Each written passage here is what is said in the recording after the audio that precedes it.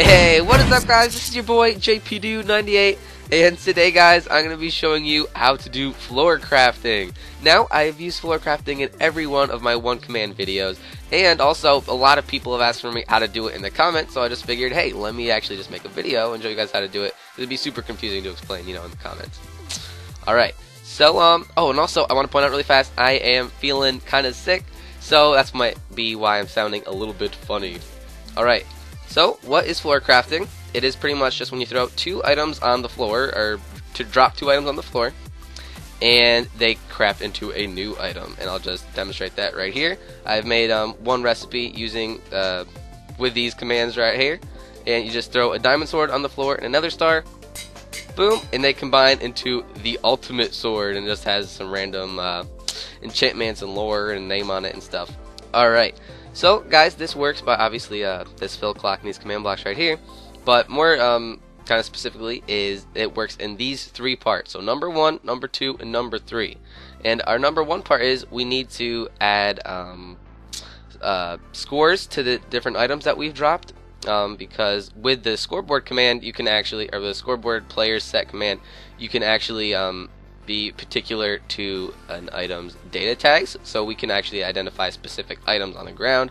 And also, here's a quick list of our things. Oh, I already got it up here. Of our objectives that we're using.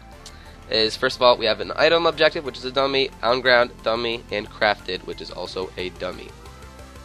Okay, so what we have here is just the command setting all items to 1 that have the data tags of diamond sword. Now the way you would get this specific title, instead of just like the title right there, is as you can see underneath it, it says diamond sword.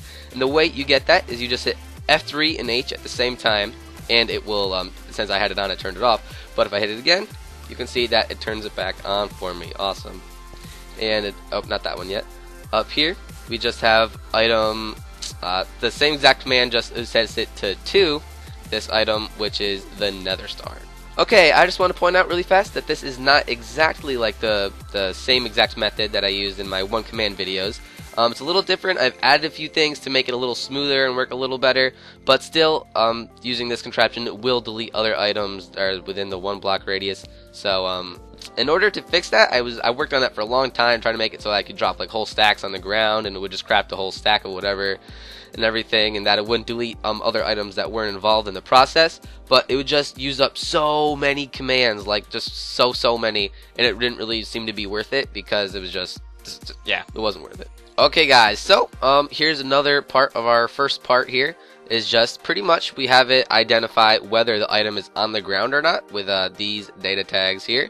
Just so if it's on ground 0B, then it sets the on ground score to 0, and if it's 1, then it sets it to 1. Pretty straightforward. And the reason we do that is so that later when we are summoning in the item, this is part of our second part over here, we can make sure both of the items are on the ground before they craft. Because that was kind of something that just kind of bugged me about the old setup that I used, is that sometimes like if you didn't do the items in the certain order or whatever, it would craft the one like just in the air, and it would just immediately go into inventory, and it just kind of took away from the effect of the whole thing. But so yeah, so pretty much what it does is when we have an execute command going from an item with a score of item 1 that is on the ground, also of 1, and then from there it does another command looking for an item within a radius of 1 that crafts, or the nether star, that another item with a score of item score 2, and is also on the ground, whatever, within a radius of 1 from our first item. And if both of those things happen, then it summons in our next item, or summons in our item that we want to craft, which is this right here. And now the way I got this summon command is from an awesome website called MCStacker. I'll have some screenshots on the screen right now of it. Pretty much you can just like make any kind of summon command, fill command, like set block commands. It just makes tons of commands. It makes your life so much easier. You make some really cool stuff with it. So another part of our of the second part is it's the same thing as in the first one. It just looks for the two items next to each other within a radius of 1, whatever, and it sets their scores of crafted to 1, which is important later. So now we have the item there, but if we didn't like delete the item or do anything with the original 2 items, then it would just keep doing it forever, and it would just it would break your game. That happens a lot to me when I'm making these. I just forget something and it makes a million of it, and I'm like, oh no. So first of all, it just kills the item. So since it said its crafted score to 1, it kills it right here. And then over here, these are just some aesthetic effects, but they're pretty cool. When there's any item that it finds with a crafted score minimum of 1, it executes at one of those, so count equals 1, this particle command, which is just a smoke command, whatever. And it's the same beginning here, with executes and stuff, but this one is a play sound command, random.anvil underscore use, and you can just put this command in if you want that part too. Okay, and now that I've explained it, then I'll just show you it one more time really fast. We just throw our diamond sword on the floor, and our nether star, boom, it makes our ultimate sword. Alright guys, and now that I've showed you how the whole thing actually works, I'll just show you how to add one for yourself. It's pretty easy. What we're going to do is just add some command blocks here. I'll copy and paste this over here with Control C and Control V. And we're going to set this to item number 3. And the actual item we are going to make that we're going to be able to craft is a knockback stick, which is just a stick and a piston. So, as you can see right here, the name for it is stick. So we'll just change this from diamond sword to stick, and that will be our number 3 item. Stick. And up here, we're going to paste in the same command, but do number 4. And I know it's piston, but we'll just show it. Piston. Boom. And have this go to piston. Alright, now we just copy over this one and put it in the command block here. Boom. But we're going to change the values of these to 3 and 3. So this will only target an item with 3, not anything higher or lower. On ground, yada yada yada. We've been over this. And our next one, from there, it will look for one with 4 and with 4 on the ground, whatever, within a radius of 1. Alright guys, and now I'm going to show you how to actually summon in the item. So, instead of copying over this command here and editing it, we're actually just going to do Control and middle click for pick block, and that's what it is by default. It might be different for your computer, but if you've changed it or whatever. And what we're going to do is we're just going to select this part and paste in our new command that we made on MCStacker. Right now, I'll be showing some screenshots from MCStacker and like how I made this specific item, whatever, because using my recording program, I can't actually record from Google Chrome.